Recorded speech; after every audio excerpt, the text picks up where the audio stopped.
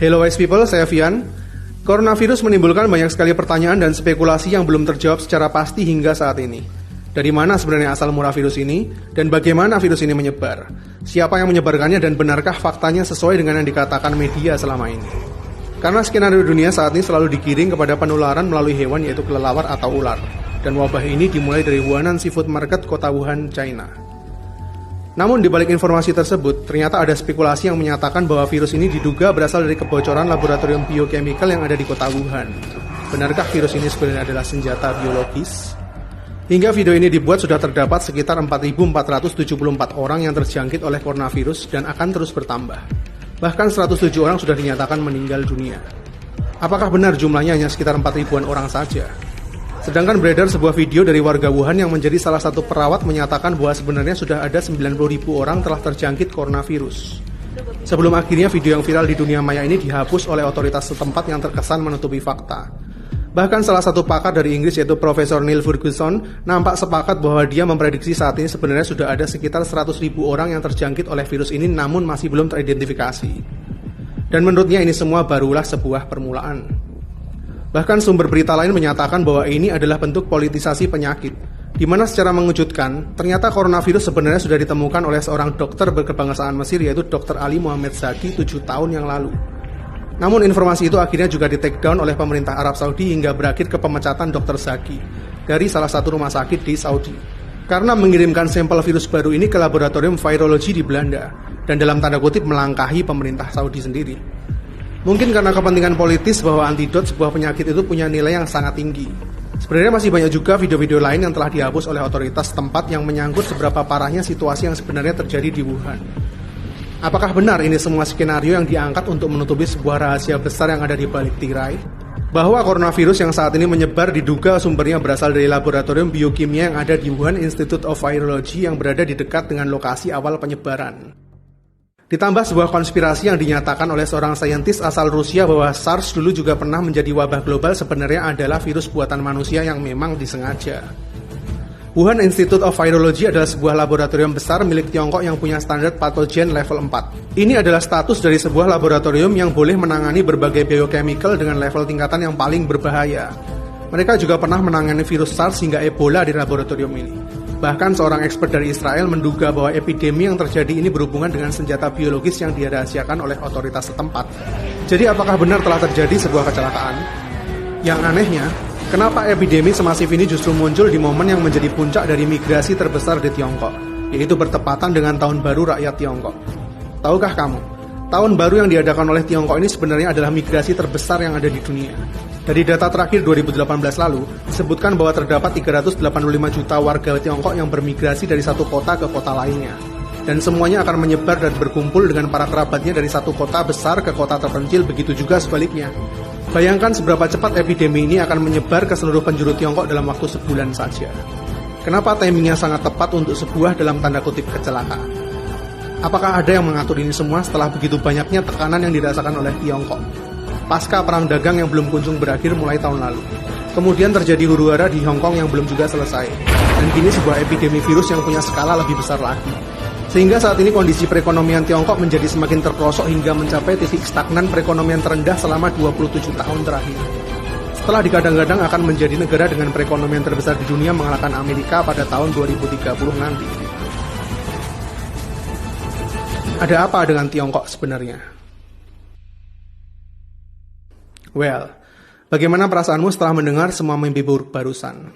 Mungkin panik, berprasangka buruk, atau justru emosi? Yang jelas bukan sebuah kedamaian, bukan? Jika iya, berarti saya sudah berhasil menyebarkan virus negatif buat kalian semua. Dan tahukah kamu, inilah yang saat ini terus terjadi di masyarakat kita. Alih-alih menyebarkan sebuah vaksin, kita semua lebih tertarik untuk menyebarkan virus dan menularkannya ke lebih banyak orang lagi untuk merasakan yang kita rasakan. Terlepas dari berita itu salah maupun benar, tapi sebuah message yang baik itu seharusnya memberi sebuah harapan, bukan sebuah kehampaan. Jadi sekarang izinkan saya coba menyampaikannya sekali lagi buat kalian dengan cara yang lebih beradab. Semuanya berawal dari seorang pasien yang mengalami gejala pneumonia dari Wuhan di bulan Desember 2019 lalu, yang kemudian terus merambah ke pasien-pasien lainnya yang mengalami gejala pneumonia dan pernapasan akut. Seiring bertambahnya pasien yang disinyalir berasal dari Wuhan dalam kurun waktu 14 hari ini, pemerintah Tiongkok segera mengambil tindakan untuk segera mengisolir kota Wuhan dengan harapan supaya epidemi ini bisa lebih terkontrol. Sejauh ini pemerintah Tiongkok menunjukkan kesiapannya dalam menangani epidemi ini berkat pengalaman mereka menangani virus SARS pada tahun 2003 lalu. Bahkan sebuah rumah sakit khusus penderita virus ini dengan jumlah 1.000 tempat tidur telah dibuat hanya dalam waktu 6 hari saja. Pemerintah menutup seluruh akses kota Wuhan yang berjumlah 11 juta jiwa ini sementara waktu. Begitu juga dengan 17 kota di sekitarnya sehingga bisa dibilang mereka telah mengisolir 50 juta jiwa supaya menekan epidemi ini. Hingga saat ini Tiongkok berkomitmen untuk memenangkan pertempuran melawan virus ini, yang tentunya bisa dicapai jika semuanya bersatu. Bahkan telah menyediakan dana sebesar 1,6 miliar dolar sebagai dana penanggulangan. Faktanya, meskipun coronavirus ini memiliki kemiripan dengan virus SARS dan MERS yang pernah mewabah sekitar tahun 2003 hingga 2012 lalu, namun coronavirus ini hingga saat ini bisa dibilang tidak seganas kedua virus sebelumnya. Karena hingga video ini dibuat, dari 4.474 pasien yang terjangkit virus ini, total korban jiwanya mencapai 107 orang yang sebagian besar berusia lanjut dan memiliki riwayat penyakit kritis seperti kanker, diabetes, jantung, dan para pasien dengan imunitas rendah. Sehingga virus ini jauh lebih leluasa untuk berkembang. Gejalanya adalah demam, batuk, pilek, dan mengalami sesak napas. Sedangkan data menunjukkan bahwa penderita dengan kondisi tubuh yang lebih fit dapat mengalami kesembuhan. Seperti yang terjadi pada seorang dokter di China yang terinfeksi virus ini namun telah mengalami kesembuhan. Begitu juga dengan beberapa informasi baru lain yang menyatakan bahwa beberapa pasien mereka mulai negatif dari coronavirus setelah dirawat selama 2 minggu. Hal ini diperkuat juga oleh seorang pakar yang menyatakan bahwa coronavirus memiliki sifat swasirna, di mana jika pasien tersebut memiliki fisik yang cukup kuat, virus tersebut akan hilang dengan sendirinya, atau justru sistem imunitas kita akan membentuk antibodi sendiri terhadap virus itu. Karena hingga saat ini sudah terdapat 63 orang dinyatakan sembuh dari virus ini. Jadi kuncinya adalah sistem imun kita sendiri. Jaga kesehatan supaya tetap fit dan hindari tempat yang potensial untuk sementara waktu.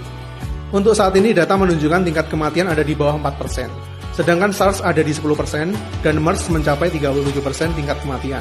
Sehingga meskipun belum ditemukan vaksinnya, para penderita tetap bisa sembuh jika pasien tersebut punya riwayat kesehatan yang baik dan imunitasnya tinggi.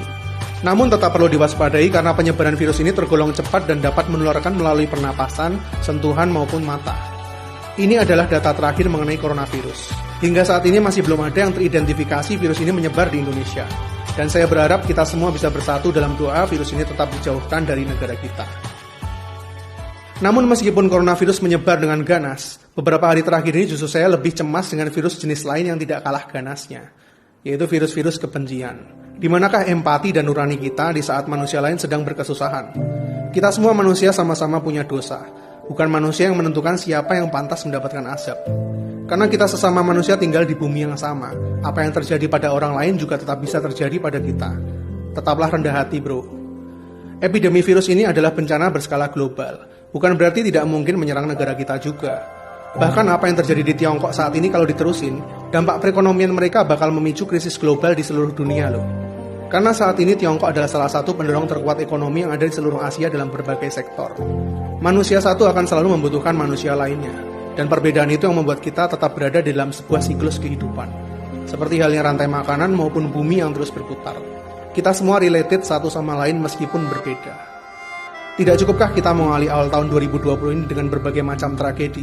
Mulai dari banjir di ibu kota, kebakaran di Australia, gempa bumi di Puerto Rico, ancaman World War III antara Iran dan Amerika, climate change parah di Eropa, puluhan juta belalang menghabisi hasil panen di Afrika dan epidemi virus corona di China. Dan semuanya ini terjadi hanya di bulan pertama tahun 2020 ini.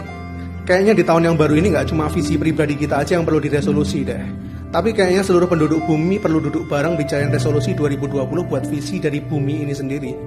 Karena sejujurnya bumi ciptaan Tuhan yang telah diciptakan harmonis, sempurna dan indah ini kodratnya setiap hari juga terus dirusak oleh virus-virus yang paling jahat. Dan kayaknya nggak bakal ada vaksinnya, yaitu manusia dengan semua egonya. Saya Fian, see you in the next videos.